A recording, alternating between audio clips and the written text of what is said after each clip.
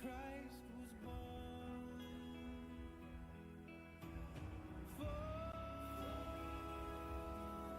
On your knees, oh, hear the angel voices,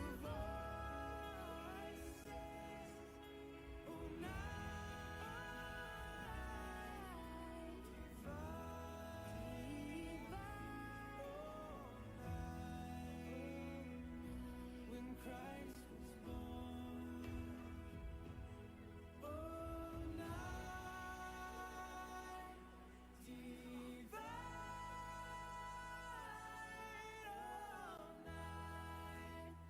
Oh, night divine, oh, night divine.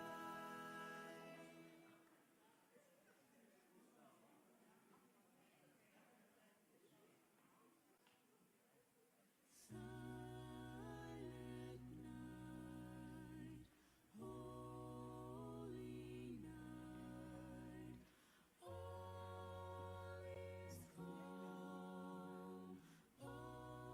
is calm, all is bright, round yon virgin mother and child.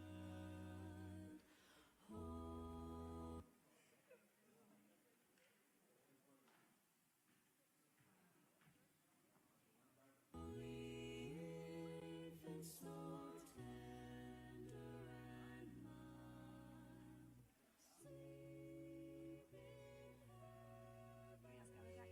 in Hallo. Hjertelig velkommen til død til Alive Kingsize i kveld. Woohoo! Vi er så glade for at kunne ha det og være her sammen med dere nødlån. Og som stod her da de kom inn, at det er ikke bare stålene og hal der, så er det etter og frem, så tid som fylltjast. Det blir ikke så store, størst glopp i midten.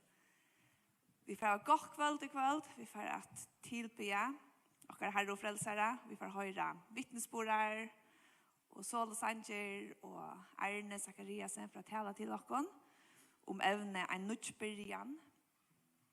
Det var nekk godt av skrånene, og det som vi ikke aller mest at Gud skal bli opplytter og skal få ærene. Og vi får låse oss sammen, så får jeg lette løtene i Guds hender.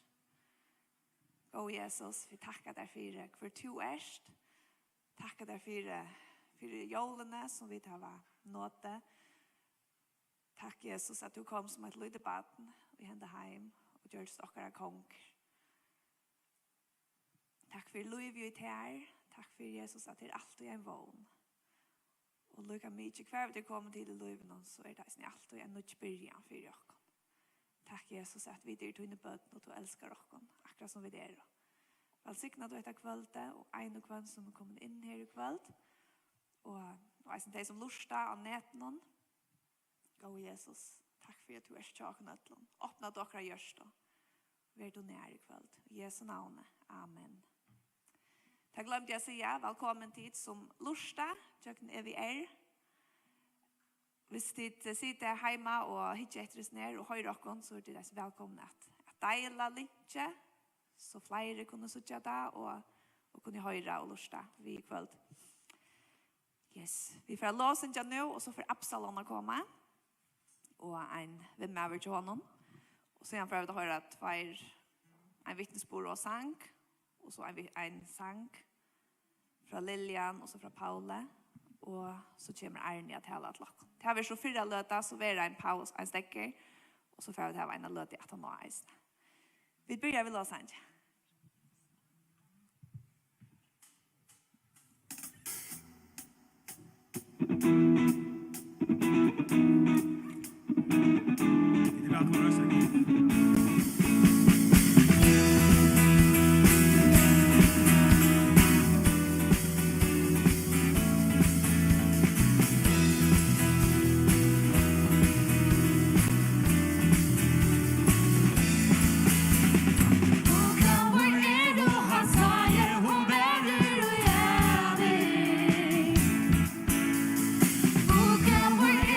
Hans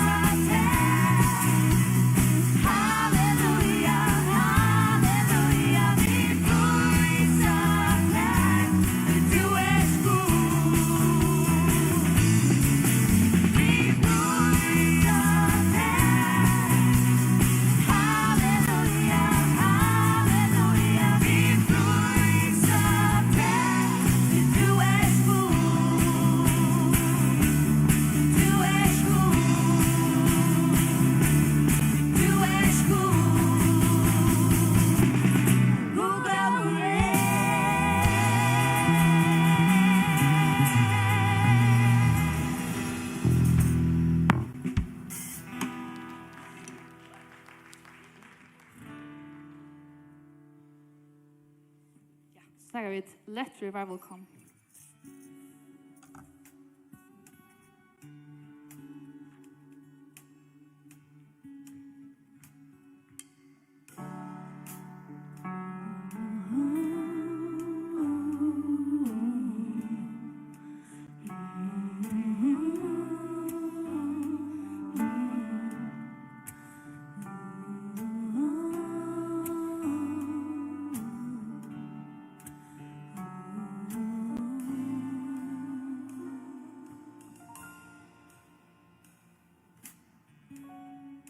Heavenly Father, I come, don't have much to offer, only one. I'm humbled by all that you done. And even though I walk through the valley, I don't have to fear. 'Cause you call me from a sorrow to gladness I have. For more could I want? Raise my faith a little higher, set my spirit on fire. Father, ask you to move. You're the God of restoration, one who gives salvation. Lord, let revival come. Let revival come. Let revival come.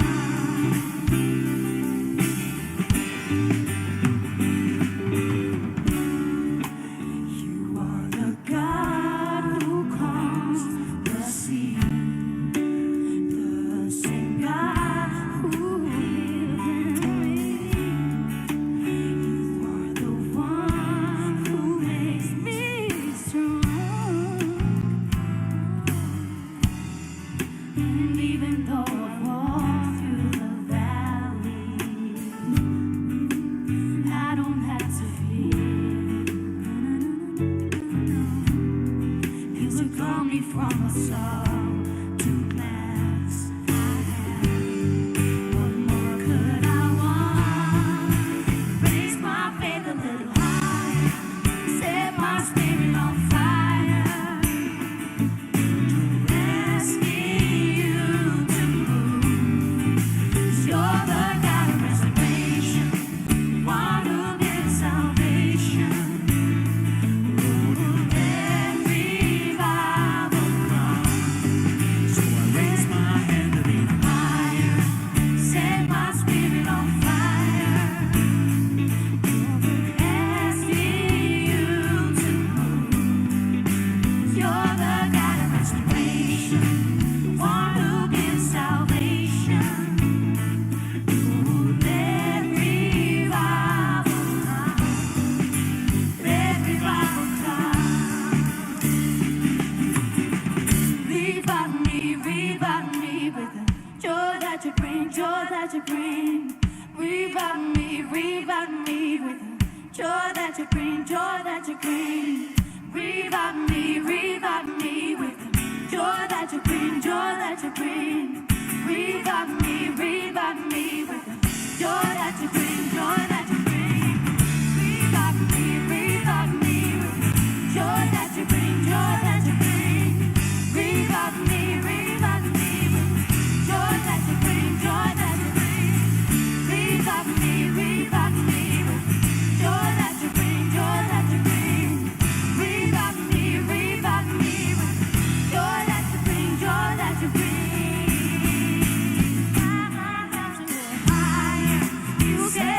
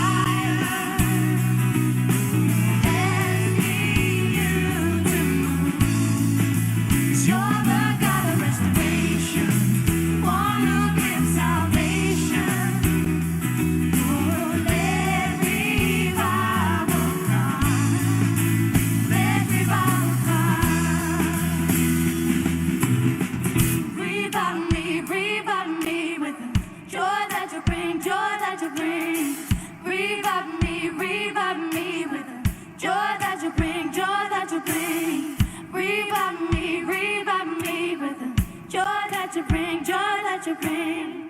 Revive me with the joy that you bring, joy that you bring. Revive me with the joy that you bring, joy that you bring. Revive me with the joy that you bring, joy that you bring.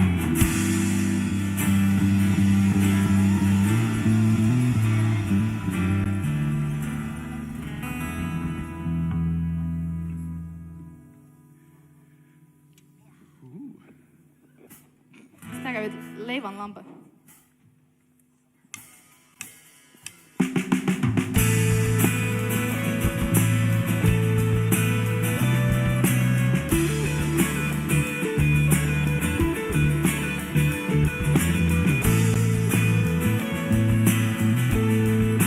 Så der stemmer han kommer skutjuna. Han kommer skutjuna. At heimsens veldig bodja seg.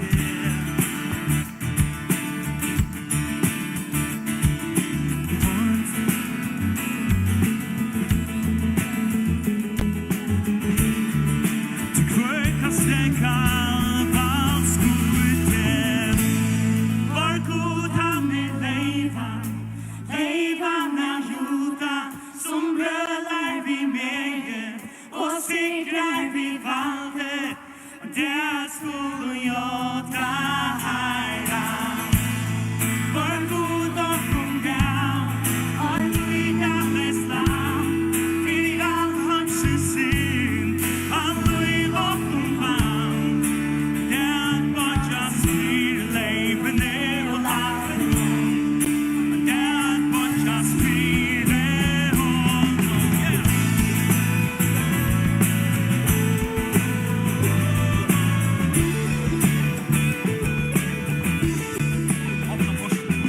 Spåkna porstene til rum og fire kongen.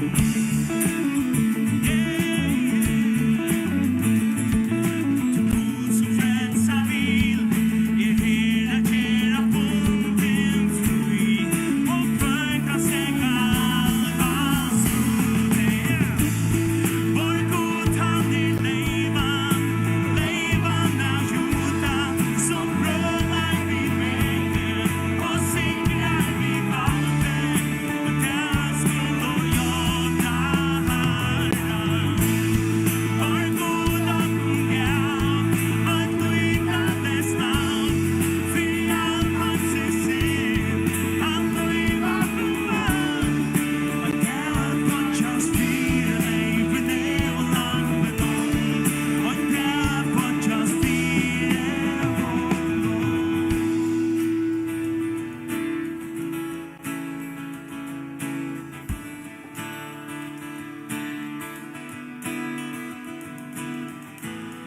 Du kvöka steka valskuten.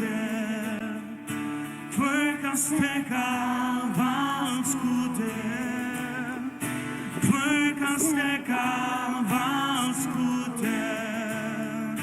Kvöka steka valskuten. Kvöka steka valskuten. Ja, kvöka steka valskuten. Kvöka steka valskuten. Oj, han steka skall,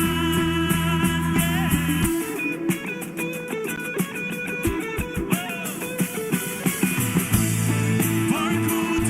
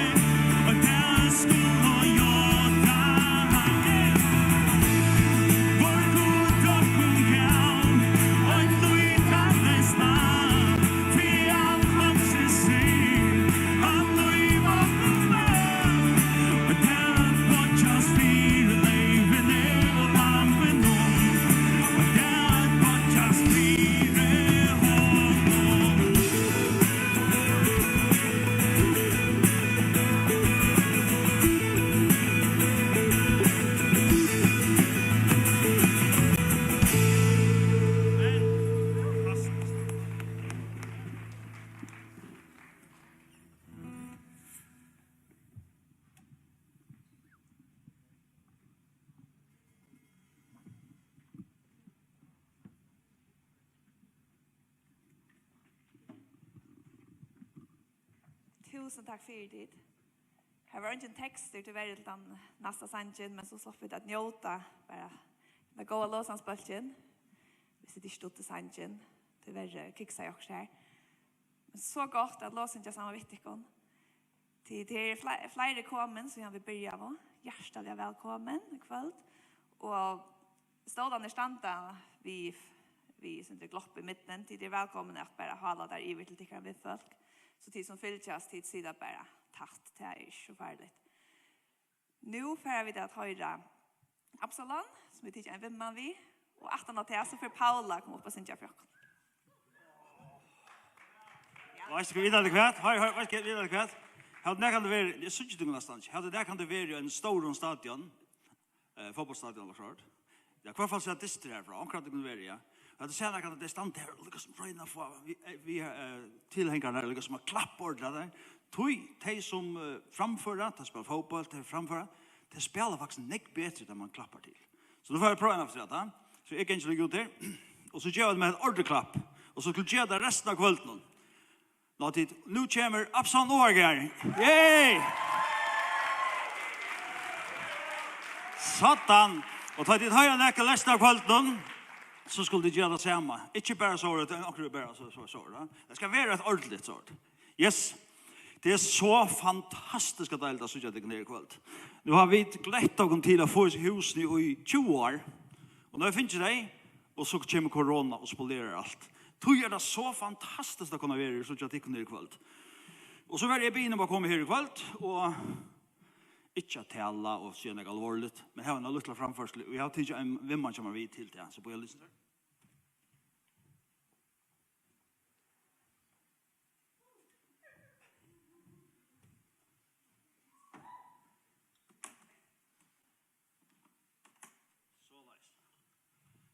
Presenteringen, så vidt det da, til orderklappa. Skulle jeg ta seg fram her presenteringen til orderklapp, vi da kan reagere.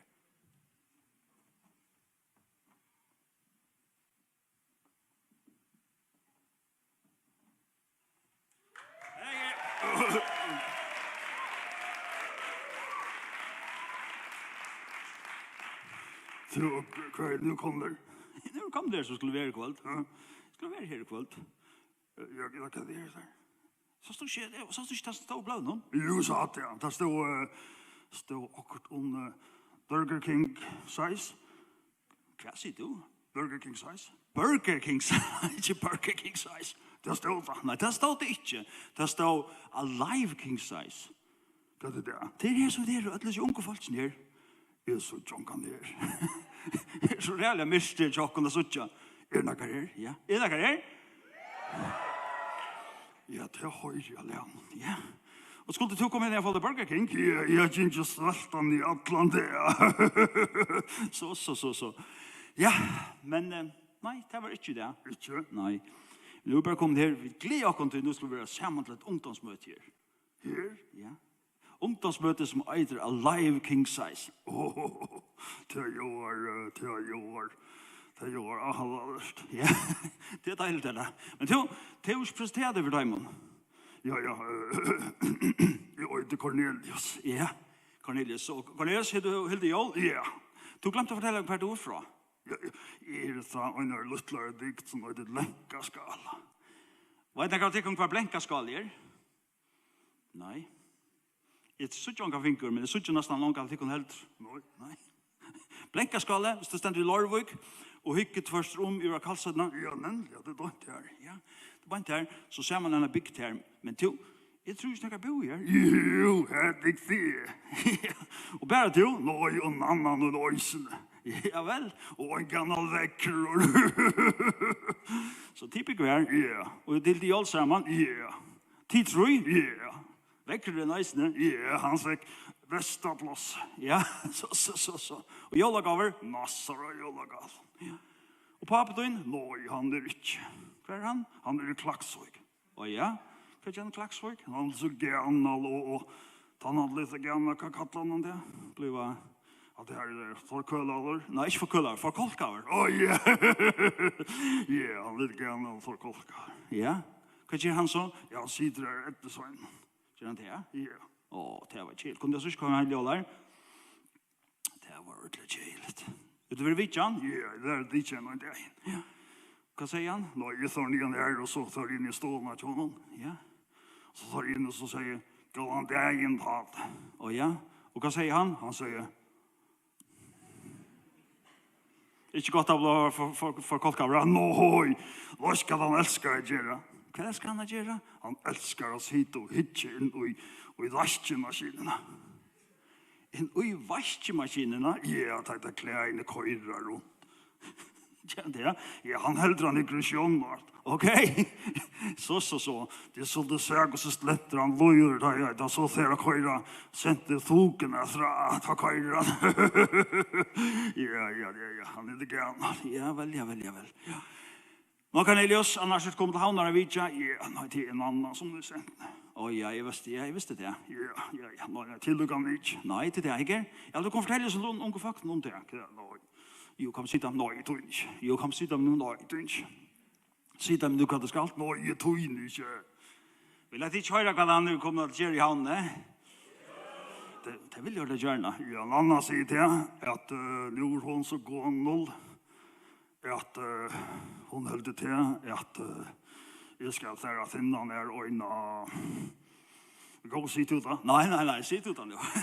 Hon äldre ska säga att innan är oj gå sig till det. Nej, sitta nu. Hon äldre ska finna när kon.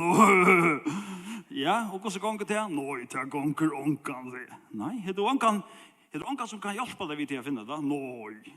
Och systern var han Ja. Han fann så en kon. Ja. Men hon tog inte thirst. Ja. Varför då landen? Ja, hon orkar sitt. Inte det? Lloyd ska ställa allt där rikka i. Okej. Det hon tar så där ängst. Okej. Så jag kan nog säga att han där är en darling. Säger hon det, ja? Ja, det är inte slett inte. Hur är det? Det han heter Erling. Okej. Så det är inte? Nej. Ja, väl. Och sista någon, han fann så röjn. Ja. Hon säger han var ett land. Han sa han thållt jokkort. Ja. Han var diabetiker. Och diabetiker, ja. Okej, jag ser som här var... Det är vi sugsjukna. Ja, det är akkurat det. Så han fortalte det för en annan nöjnar. Ja, och vad säger mamma då? Nej, hon säger att kunde inte gänga sig drör någon. Så. Ja, väl, ja, men vad ska jag kunna göra? Jag hade du ska bara röjna det bästa. Röjna kan det kan. Ja, du prövar att hit som jag säger, vet du? Ja. Bjå en ordra fittar dam och ut äta. Ja, det har jag tror jag. Ja. Och så när du kom så skulle du köpa det allra dyraste. Ja, det gör jag just. Ja. Og så tar hun at så skulle det ikke så han der. Skulle ikke få det. Nei. Så skulle hun ikke på det. Ja. Djupt inn i øynene. Så leit. Ja. Og så skulle du si av henne. Nå skulle hun spørre deg. Hva gjør du ikke? Så skulle du si av henne. Ta i suttje til. Så har vi ikke hoa det etta. Boa. Det er det jeg skulle si, ja. Hva sier du? Jeg sier det igjen at jeg suttje til at han misser i atterlisten. Nok. Så kan det ikke bli hva til nek.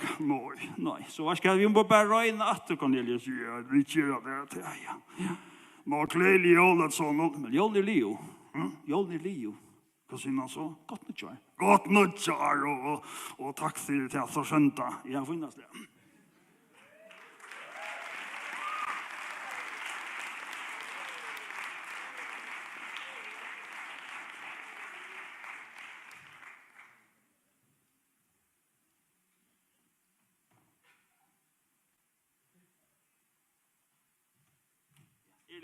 Så han som kan komme at nå, kjør så vel.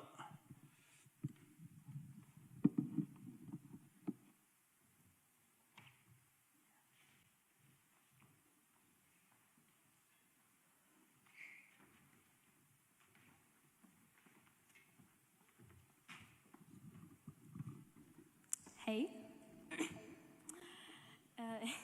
Jag heter Paula och är för sin torsdagsskjutikon. Och den första är bara tack min Jesus.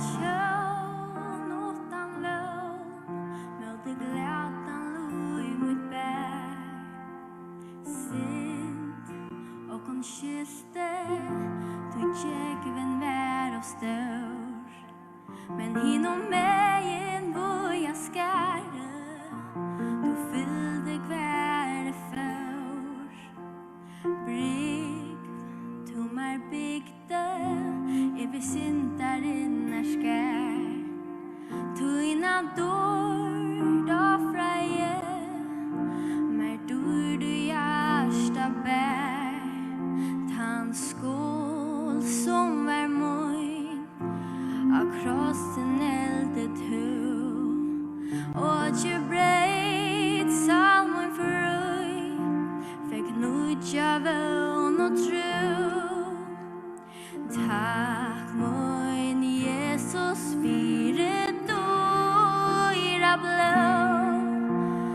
Tack moin Jesus all moin kvitt som snjö Tack moin Jesus att du för en stämme för det med myskre in i dörrar ljus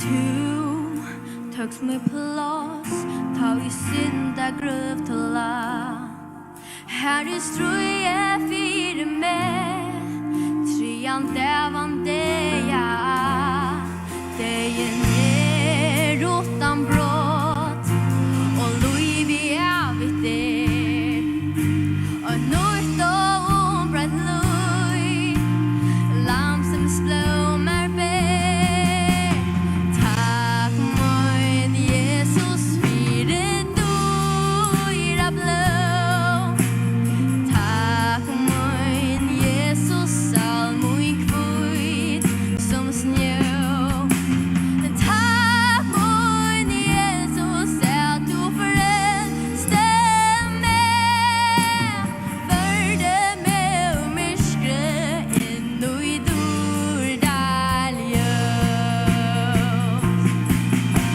Det är inte större än den kraften som du dörrar blå för mig Tog blå Du ett vatten och tog med färger Tog med jätte dörr står inte jag vid blå Tog blå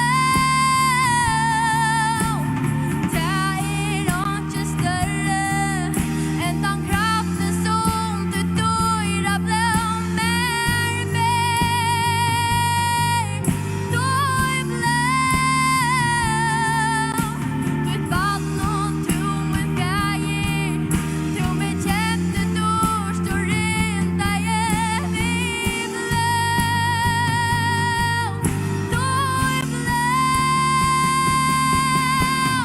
Tack moin Jesus fyra dyra blå Tack moin Jesus all moin kvitt som snjö Tack moin Jesus att du för en stämme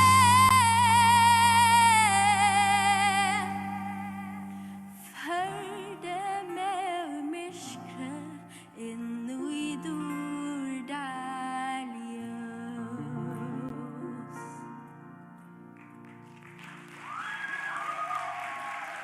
Tack för det.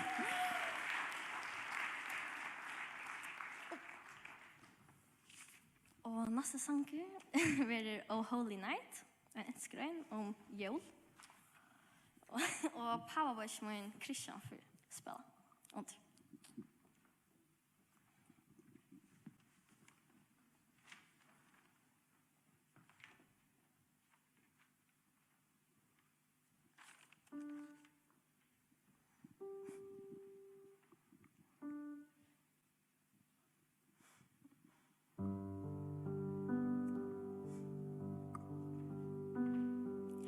Oh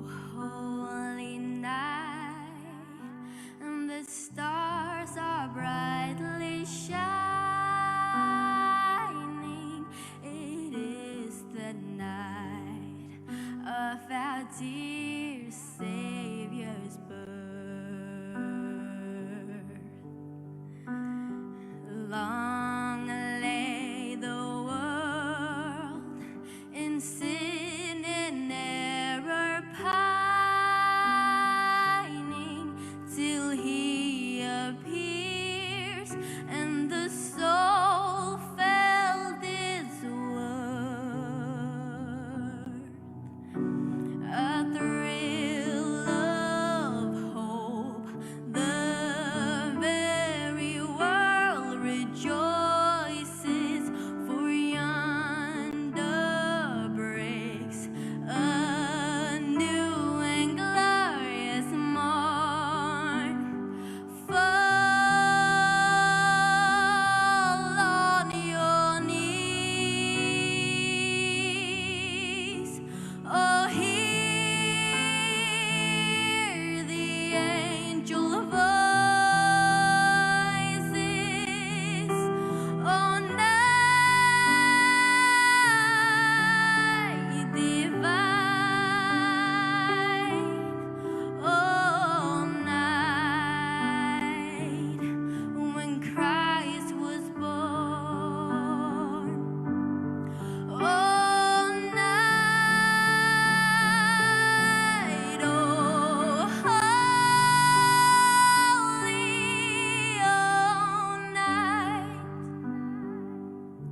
oh, night divine, led by the light of faith sincerely beaming with glowing hearts, by his cradle we stand. So led by light of a star sweetly gleaming, here come the wise men from Orient land. The King of Kings lay thus in lowly manger, in all our trials born to be our friend. He knows our need, to our weakness is no stranger. Behold your King, before him lowly bent. Behold your King,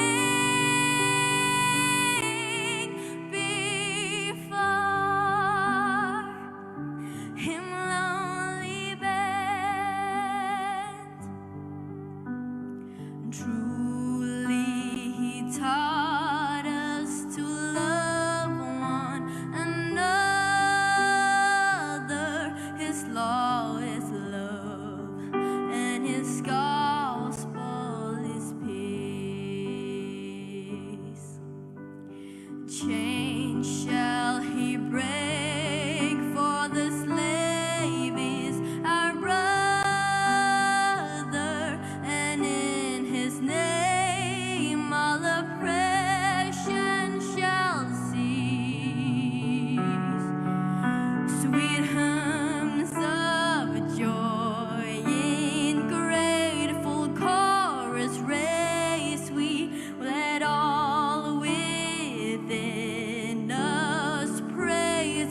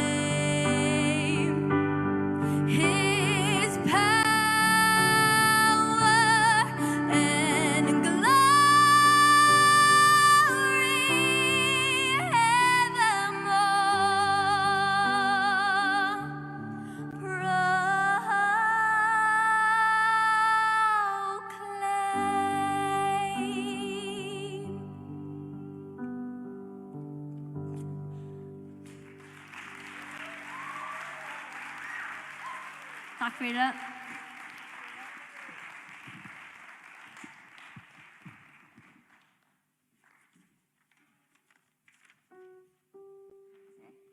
Så, nu är jag efter er tid. Jag glömde det.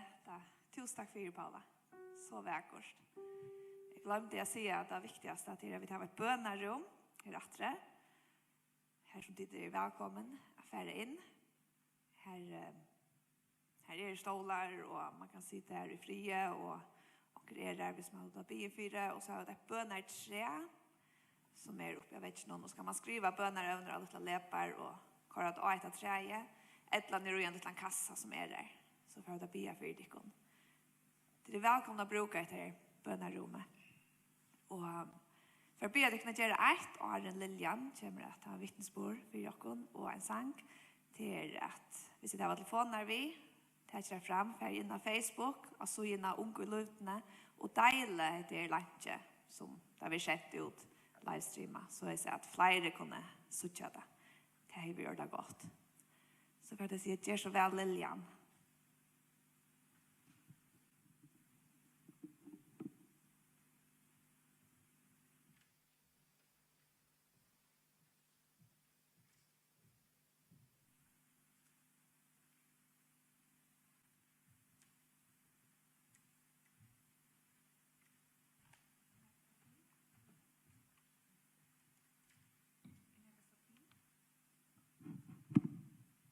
Hej. Deilig å være sammen med Tignettlund.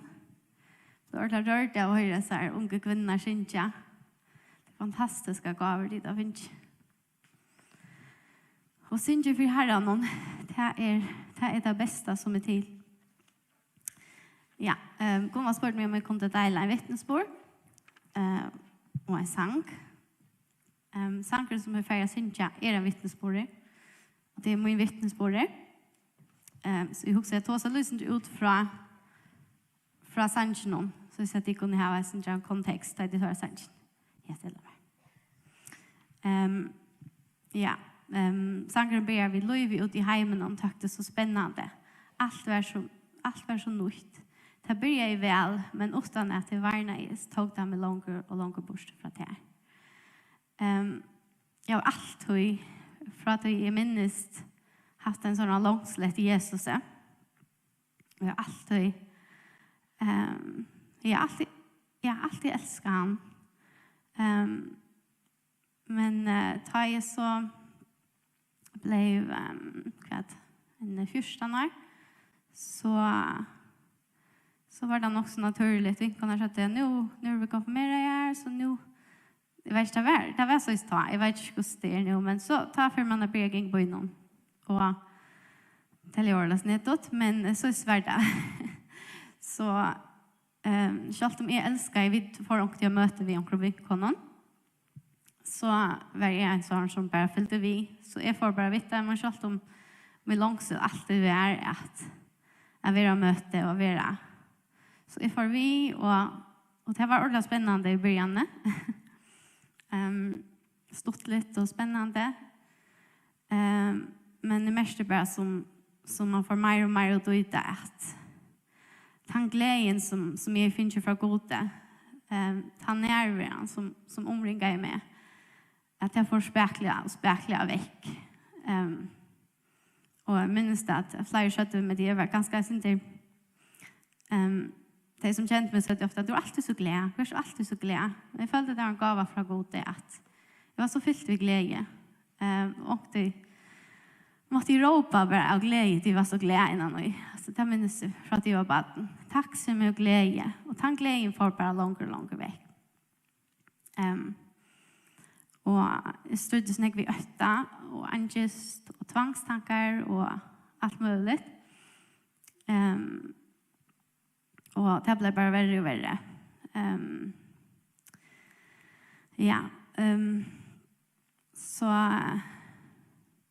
Så minns det har jag väl just student. Faktiskt, jag hörs ordet dejla, men jag har en dröm och det har alltid fyllt mig. Drömmar betyder jag för mig. Jag har en dröm som var nog så tjejlig. Och han drömmen fick mig att jag avgörna att jag må för att Jesus. Jag må för att Jesus. Och ja, jag valde så att göra mitt liv till han. Nu har vi ja, till den bästa avgörningen jag tycker. Jag älskar Jesus. Han är allt för mig. Han har sett mig frälse från ötta, från Scholz, kan man säga, hatre, Scholz, little Scholz-viring. Ja, han har verkligen sett mig frälse från så nekvån. Det mest inte att till tog kan det mest att ötten börja snöja sig. Men Guds ord säger att de skulle känna sannläggen och sannläggen han ska sätta dig i frälse. Och att känna Guds ord, det är det viktigaste i livet. Det tar i ötten när kommer. Och han kommer inte ofta mer, han är inte välkommen längre. Då har vi bara sagt att större är han som är med än han som är hemma någon. Jag vet att du svimmar god. Och jag vet att fortfarande är liknare. Och Jesus han kommer att göra hon liv och liv i överflow. Men fortfarande han kommer att stjäla, dräpa och lägga. Så jag vill gärna ha liv i överflow av Jesus. Ja, så jag också bara för att synja sanchen. Som inte mer också. Jag kan lycka. Jag skriver igen faktiskt i 2012. Jag har faktiskt skrivit. Det var stort. Jag vet inte om det är originaleren. Men jag skriver 18 för er. Skriva var nutjärn 2011. Det är en åren. Ja. Följde att jag måste skriva en sang som ville lusta mot liv åren och 18 av Jesus. Jag ber till Gud att han måtte hjälpa mig att vara pura ärlig och inte packa det in. Och innan 5 minuter och nektar har jag skrivit en sangolä. Jag följde verkligen att Gud skriva i sangen som av mig. Sangen det är en 18 år till nutjärsvarslena av napp. Ja. Det är väl stort lätt. Jag ska synja en atter. Nu. Ja. Vatten.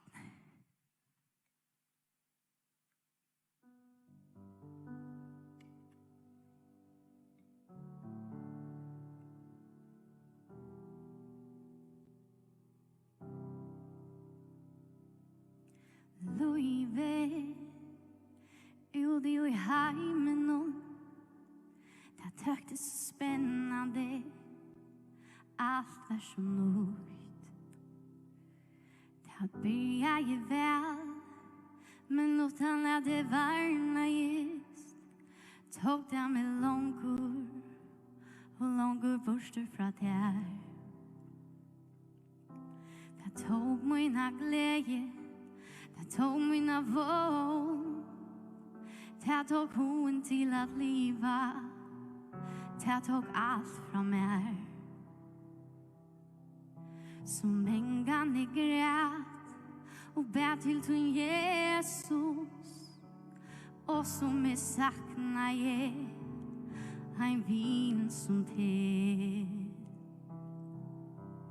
Nu är jag beredd att leva utan te. Nu vill jag aldrig släppa te.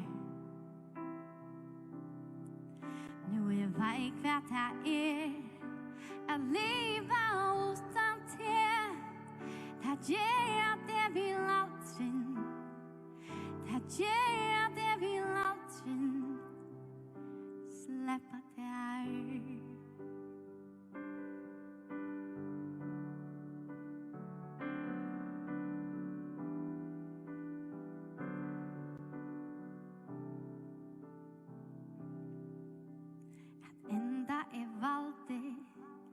Geva mitt liv till tog.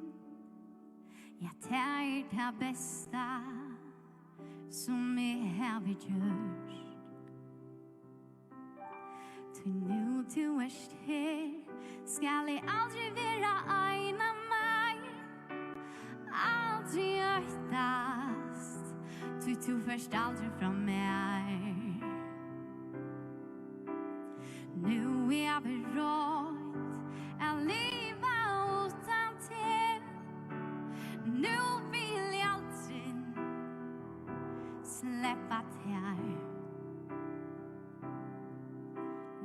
vet hva det at leva utan til. Det gjør at jeg vil aldrig, det gjør at jeg vil aldrig släppa till.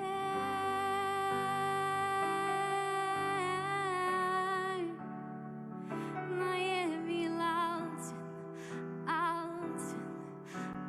aldrig släppa till.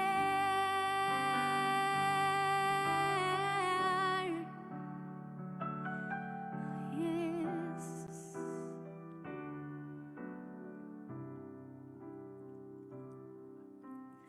Du det bästa som jag är. Min bästa vinor, min glädje och vån. Jag älskar att leva, leva samman vid tär. Du varst det bästa fram ur mig. Nu är jag berörd att leva utan till. Nu vill jag aldrig släppa till. Nu är väg vad det är att leva utan till. Det gör att jag vill aldrig, det gör att jag vill aldrig släppa till.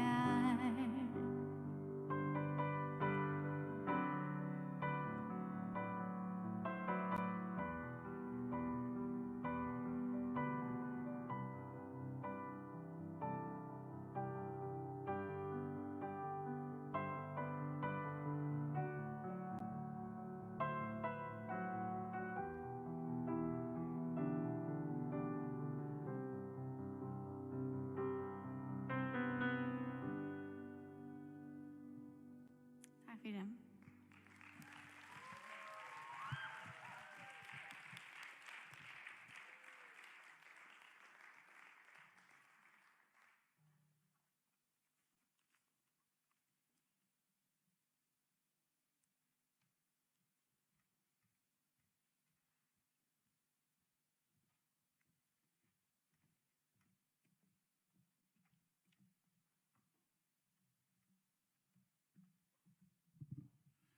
Hej dit. Jag går till in det lite kvalt. Jag får inte synge sång. Det är otroligt. Det är alltid dåligt att ha gå en tillväg. Jag har alltid varit reaktion faktiskt då så väl synja som Paula och Lilian. Jag vill då då. Det gör jag inte. Och det tog jag inte för synja. Men jag menar jag kan stanna här och se en rigg av åren. Ett långt kan bara synja en sång. Det ser den nek bättre än när kan du klara. Det är också så djupt och kosmiskt och matematiskt och fantastiskt. Jag har omgång sagt matematiskt och fantastiskt för jag har sett inte. Men det är något så djupt vid talet och tusen tack för till det som jag vill säga. Och tack för att jag kan vara här eller kan vara här. Det är en höjr. Jag gör det glad för det. Jag vill gärna börja med att läsa ett vers och det är aktion jag vet lovfjölen eller så läs för det som jag har på hjärta. Och det ständer i Markus kapitel 8 vers 15. Här ständer så läs men efter att Johannes var sett fastor kom Jesus till Galilea och han predikade evangelium Guds och säger tiden är fullkommen och rydde Guds är kommen där. Omvända dikom och tryckve av evangeliet. Vi är för Krist ta blev Julius Caesar mordad. Han var den högste romare rysnon och det var några undermän som drog på han. Han var fortsatt där som gjorde det. Och det blev ett öligt politiskt vakuum, det blev borgarakruts. Det är en lång söva, för inte att fortälla henne till bench för fortälla henne skrift. Men det var en mauer som stod efter till ändan. Och han är att Gaius Octavius. Og i år 24 Krist ble han gjørdur til keisara, krundur keisara, jeg vet ikke om det er så. Og han var keisara inntil år 14 etter Krist. Ta han så døy. Ta han ble keisar, så skiftet han navn. Det var nok så vanligt da. Han var fødder Gaius Octavius, så han hei noen andre navn. Men ta han ble keisar, så fikk han et nytt navn til å være Augustus. Kanskje er det Horstmann. Lukas 2, som sikkert fløyre av åkene av Horsten og sånn, så stender såleis hesa tøyene Jack på ut fra Augustus keisar. At alle røymene skulle skrivas til manntal. Det som var nok spesielt vi Augustus var at ta i han ble krundur eller utnevntur. Jeg vet ikke, jeg har alltid som myndene som beløv noen, jeg vet ikke det var en krona, men ta i han som ble keisar, så fikk han en annan titel. Hvis du googler det her, skal man sutja en rikva av mynden fra hans herra tøy som keisar, her som heter Sendra. Han fikk titelen Divi Filius. Er det nekkar som, hva kan det betyr? Ange som har haft tøyene i skolan og luksjøret? Ja, sånn gods. Ta i han ble keisar, så var sånne båbærer sender ut rundt om alt Rønværa Ridge. Det er ikke som nu at det er at man har finnet en notification av telefonen og at hei, du finner ikke noen keisar, han heter Augustus, han er sånn gods. Så måtte menn ruja rundt i Ridge og fortelle faktisk det. Ta i der så kom til disse imenske bøyene og for sikkert det her til torgi bøyene og laksjøret. Så røpte der etter Augustus ble en keisar, han er sånne gods. Det som tar gjørt om, tar jeg på hva griskene kallar for evangelium. Det betyr bakstedet til å gå tøyende, eller gåur, glave båskap. Tid kanskje har hørt det året før. Vi brukar den. Luggan ikke så vidt brukar august måned og sånt, så brukar det snart år igjen. Men det betyr noe helt annet. Oppa en måte. Evangelium er noe som de første kristne, som kom og sin noen år at Augustus var der, de tog og tatt til seg. De sa at vi tryggva at en annen er sånne gods. Og vi vil fære rundt allan heimen og fortelle om sånne gods, om Jesus. Jeg vet ikke om til nærkene jeg husker om, eller undrast da, det er jeg i forsvall. Gå spiller til at de første kristne som var så fitt, og som tante og hjelpte hverandre og så det. Det er faktisk, det var en ekstra kritiker av kristendommen som sa at det er kjeilig at det skulle være så fitt. Det styrste der argumentet. Men gå spiller til at de blev sånn ikke forfyllt og dripen. Det er nok smersligt, har vi ofte også om. Men det gjør jo mening hvis bådskaperen vil sette fram som en avbjøring og på en måte. Vi trykker ikke keisaren. Vi trykker at Jesus er keisar. Det er Jesus som er konger, ikke Augustus, ikke en av som keisaren som blir røpter ut, eller som vi er under og hesen i romerska røysene. Det ble oppfattet, evangeliet om Jesus ble oppfattet som en avbjøring som landet svuger og faktisk. Tui ble det kristne i helt først som det forfyllt i flere 100 år.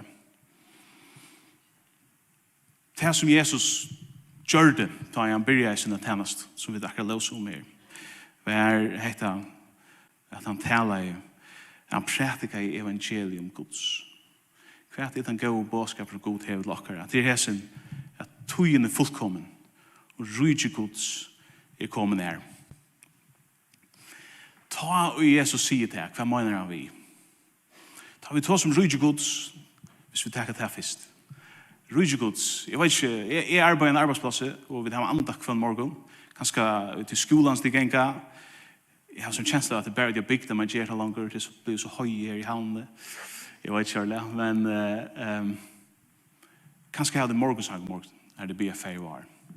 Her ser vi kommer utstøtt, og være viljetøyen, som i himmelen så gjør.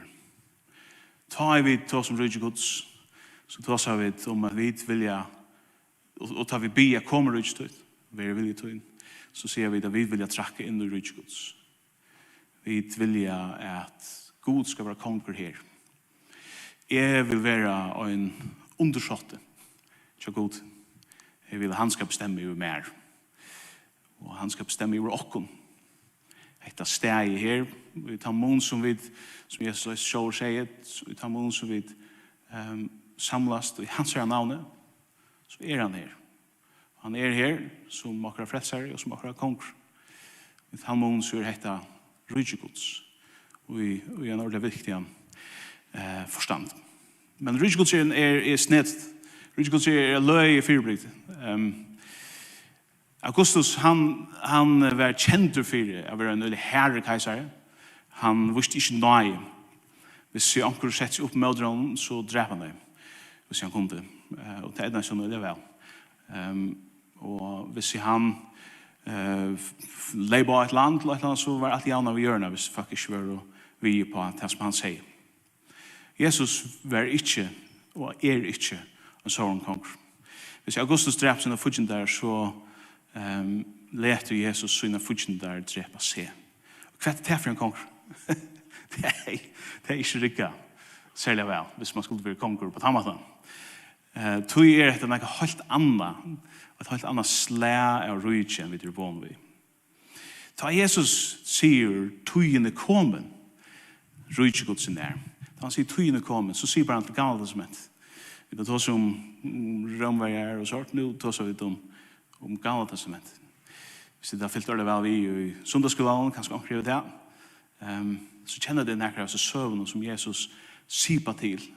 For det visste sier bare han til Orstegæren i Eden, som var fullkomlig, et sted her det var fullkomlig samlige og fullkomlig harmonisk forhold mellom mennesker og Gud.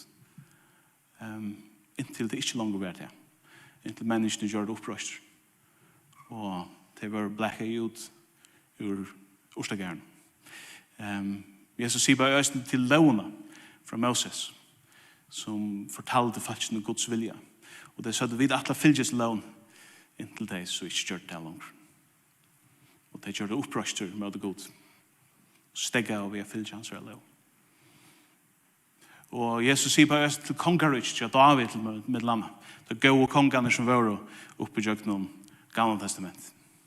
Her som, i den måten som tar fyllt gode og fyllt fyllt tar man etter, så var det også frier.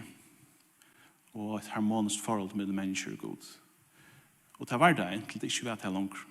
Og mennesker, disse falskene, gjør det opprøster med det god. God sier, hvis de fylgjer munnen på, hvis de leta meg være konge til hver liv, så skal min frier valda til hver middel. Men fer at han fer, så gjør menneskene opprøster. Og gamle testamentet det ender vi en sånn profetisk en sånn nyleg eller så løs.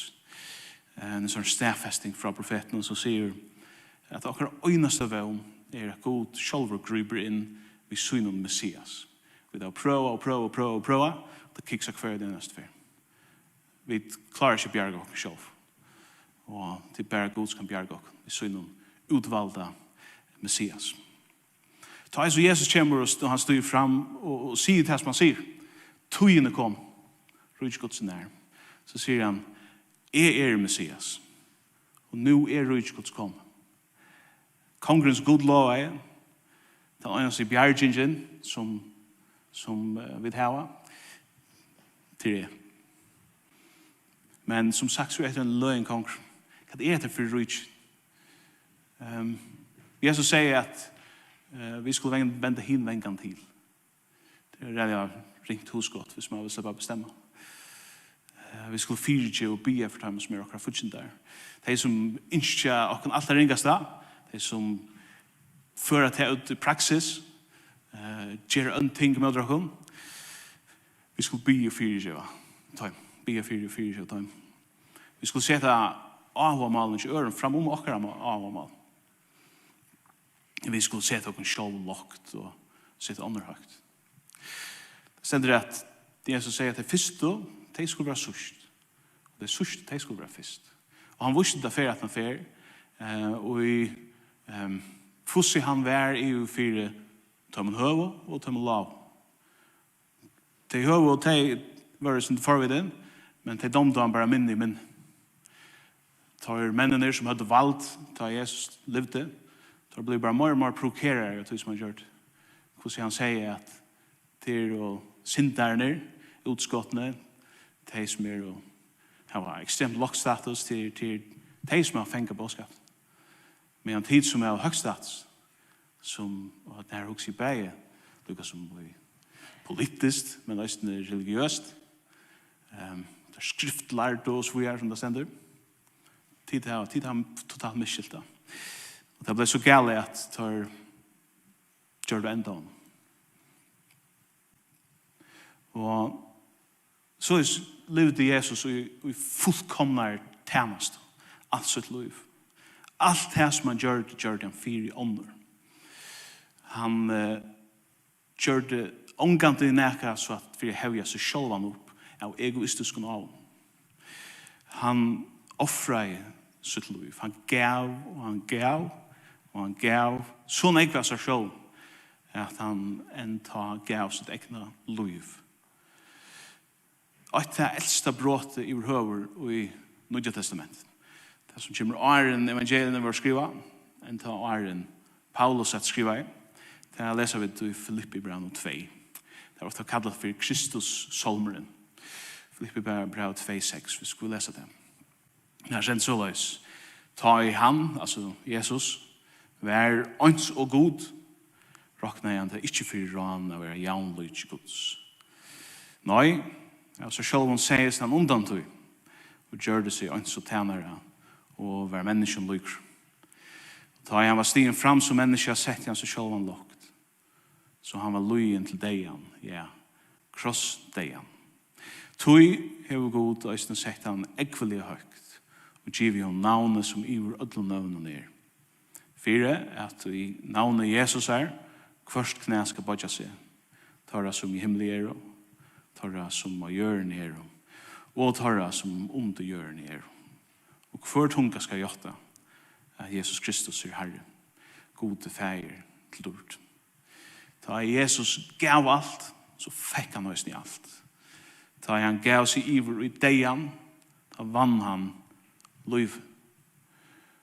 Ta i vid trygg for han, så vender han akkurat deia til liv. Det stender at han søgnaste fudgjenden er sikraver. Akkurat egne deia vender til liv.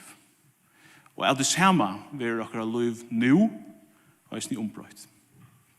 Og en så sier Paulus at Jesus han frumgrøver torra og såna gjør synder løy.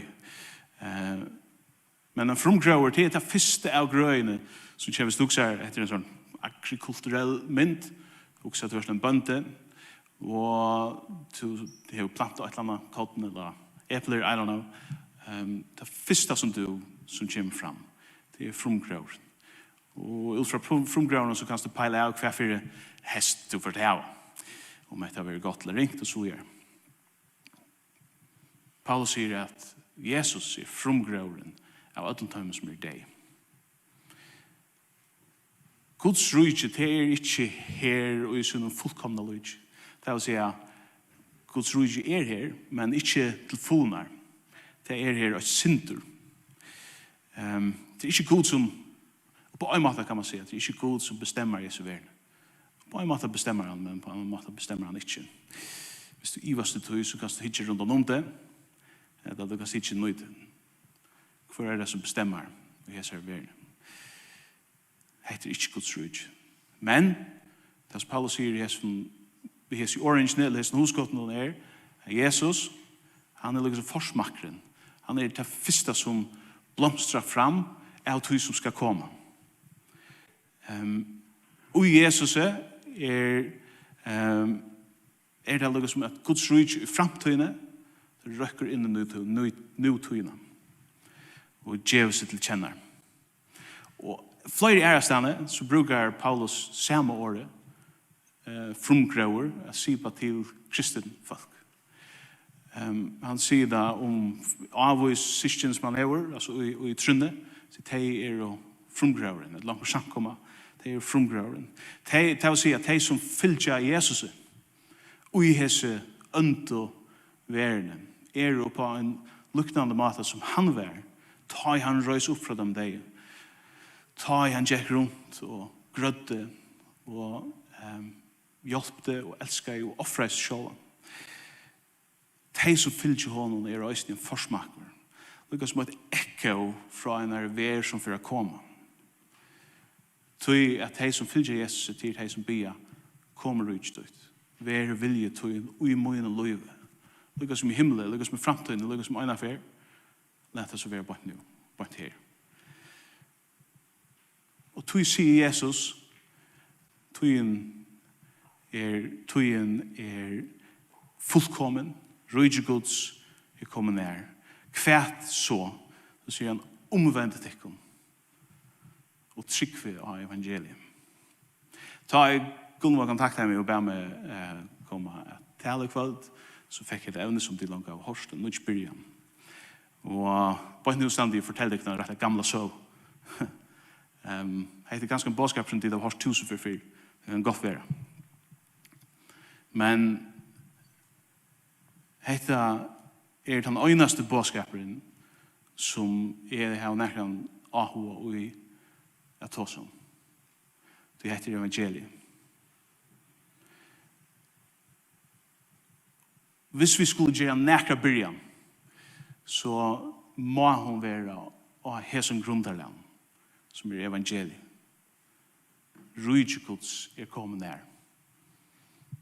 Jesus han sier eneste han, det stender i Lukas 9. Han sier såleis, vil onkur komme at han var med, må han avnokta seg sjølvan og dagliga teka opp krossen og fylgja med. Kvann det må vi gjøre hesa byrjanna. Ja, vi avnokta oss sjølv og vi fylgja honom ved å teka opp okkara kross. Det den eneste byrjanen som i ahua og roi. Jeg vet at nyttar kommer, og jeg vet at jeg vant ikke den eneste som ikke bøgnløs av en slanskor senest det han Og det nekva nødja byrjaner som man kan gjøre. Men hette den eneste byrjanen som heldur inn i alle inn i avlagan. Hette den eneste som stender etter. Paulus han sier at akkurat løy er sin som et hus som vi bygger opp og vi kan velge godt tilfell eller vanlig tilfell.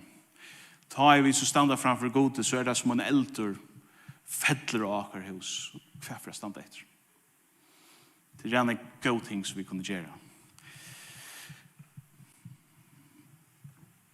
Men hva for tilfell bygger du i? Jeg vet ikke hva to erst andalige kanskje vakna du kvann morgon og huksar og byr, det var god, hva vil du i min liv?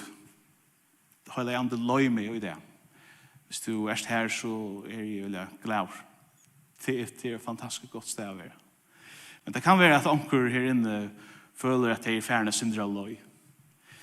Jeg husker det som Lilian sier, Jan Negosjon forklarer fra sin løyve. Jeg vant til nekka akkur som kjenner teater.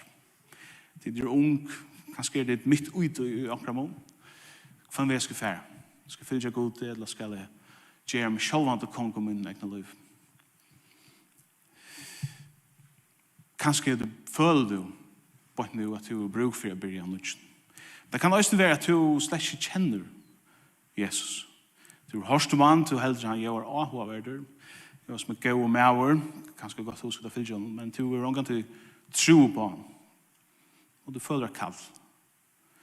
Og styrer et eller annet inn i ut her som du føler drever til nærre at hånden. Du er også en bruk for det, men det er nødt her. Byrjan. Og han sier, hver kategori vil du i? Om vi har det helt ok, andalige, vi fylgja gode, veksa i okkara lyttene med hånden. Eller om vi kanskje færne syndra løy, eller kanskje vi slett ikke kjenner han. Så er bådskapen den samme. Tøyen er fullkommen.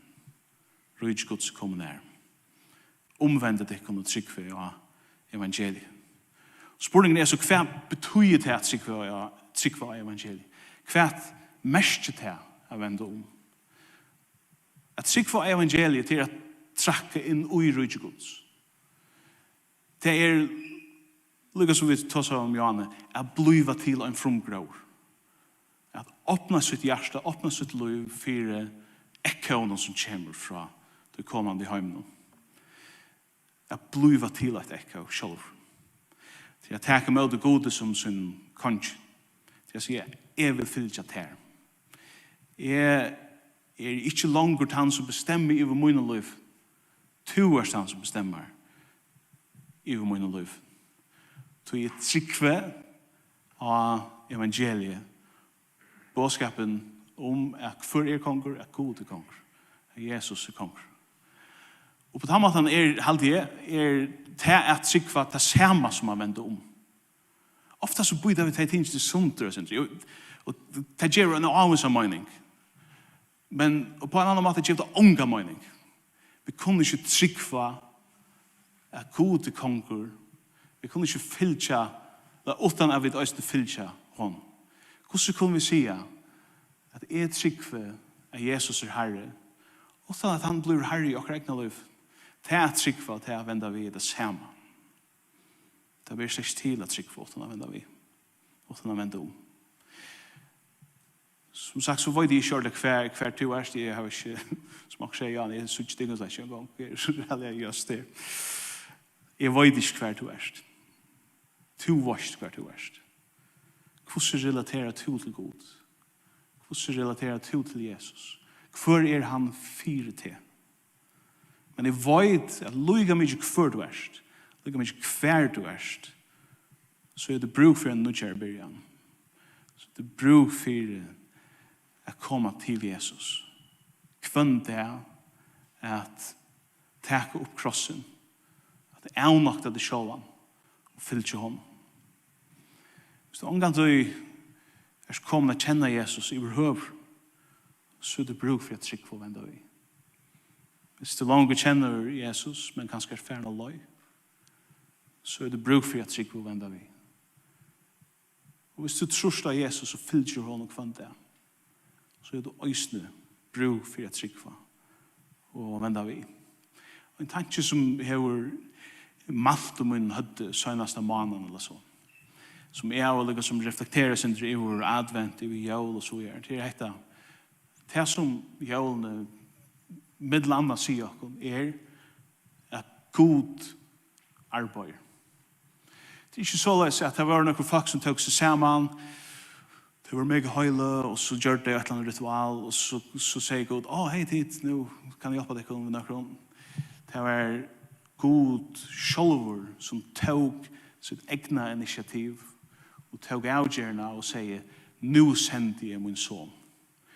Å komme, å frelse, å vinne min bøtten, min skapning og frelsene. God arbeid. Det er han som teker første steg. Det er han som sender Jesus. Og det var Jesus som døde, og det var Jesus som røys opp at det. Og det er han som frelser oss. Og det er andre Gud som arbeider i oss. Og Gud spyr, arbeider i oss og middelen oss. Og Gud spyr oss, vil du være vi? Vil du vende om og trykva evangeliet om? Det er hans spurningen som er ordentlig gjerne vil kan snudja seg inn i tukt hjärsta i kveld. Vil du være vi? God arbeid. Guds rydde kommer tattere. Lukka mig ikke hos myskun heime vi bygg for. En heime som mysknar kanskje en avsammån i kvartfall. Så arbeid god. Han arbeider i anstakon menneskjon som okkon her inne. Og tryggvann falskje alle stedene av hjørne. Han arbeider i samkommet som hesar. Og ærestedene øysten. God arbeid. Han drever mennesker, drever samkommet tilsyn. Så at de falskene, der samkommet kunne være stø her som han bestemmer. At det kunne være høve tja hansara konga velte a manifestera. Tja det mening? Jeg kan vi si ja til innbjøring Guds, ja, jeg vil trykva, jeg vil vende om, så kan jeg bliva et sted her som Gud bestemmer, her som ljøs her som liv Jeg vet ikke, man kan finne på alt mulig til verden i det. Og til rævlig nekva rødder her ute som råper øyelig harsht, og sier, gå kom her, hekte det ordentlig gå. Ljøsene så bjørsta vi blir blinda i dem. Og ta kan Jesus-battene virke sin oimponerende. Det ikke det mest spennende ting jeg der verden for å møte. Men dette det som Gud gjør. Han bjør her vi. Vil du gjøre en av nødja byrjan kvöld? Kanskje kjenner du Jesus, kanskje fylls du honom kvöld det. Kanskje kjenner du han, men føler at du er ferdig løy. Kanskje du ungan og møtt honom verlig. Uansett hvert verst. Så du bjør over vi. Vil du gjøre en av nødja byrjan? Vil du vende om og trykva av evangeliet? Det er spørningen. Tusen takk for det.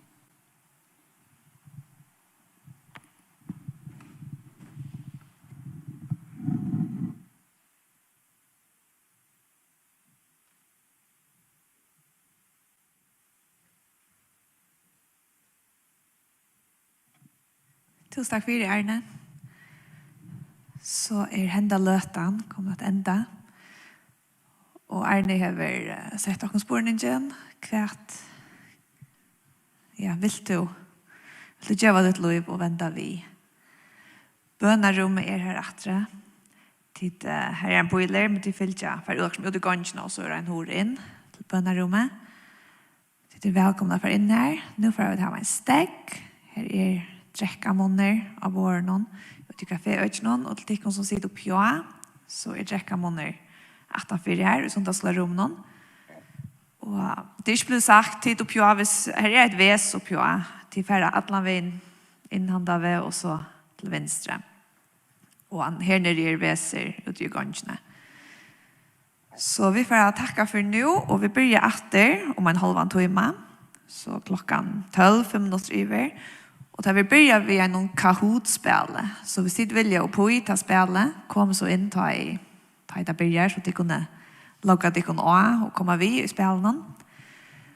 Ja, og så vil jeg bare si at bruker hvit og skil, og ikke trådjes, og til de velkommen inn her, vi drekker og setter dere, så jeg sa at det ikke blir så fullt nærmere stedene. Ja, så just vet man halvann time.